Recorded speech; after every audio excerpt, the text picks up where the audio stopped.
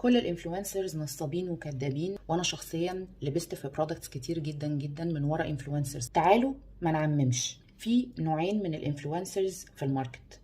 في الانفلونسر العادي. الانفلونسر العادي ده اللي البراند مثلا بيكلمه يقول له انا عايزك تعلن لي عن المنتج الفلاني عندك على الصفحه بتاعتك، لان الانفلونسر ده بيبقى عنده عدد فولورز كبير وشعبيته كبيره والناس بتحبه. زي كده الاعلانات اللي بتيجي في التلفزيون اللي بيجيبوا لنا فيها احب الممثلين والمطربين على قلبنا. هل الممثل او المطرب اللي بيعمل الاعلان ده بالضروره يكون جرب البرودكت اللي هو بيعلن عنه؟ لا طبعا. هل لو انت اشتريتي البرودكت ده وطلع البرودكت وحش هتجيبي اللوم على الممثل او المطرب؟ لا برضه.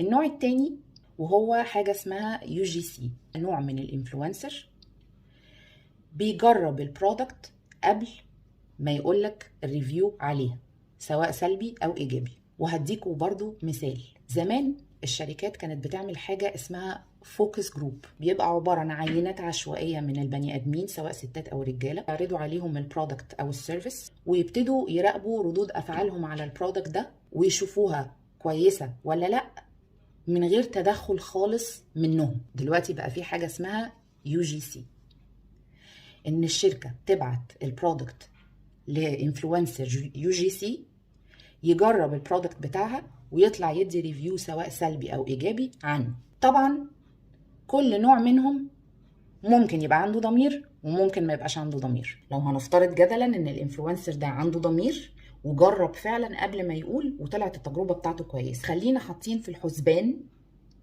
فكرة التجربة الشخصية. فلو انت جبتيها من وراها ورحتي جربتيها وطلعت وحشة معاكي، بتشتمي في الانفلونسر ليه؟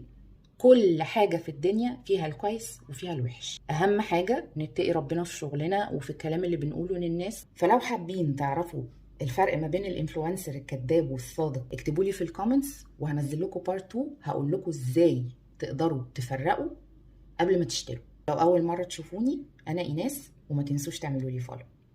باي باي.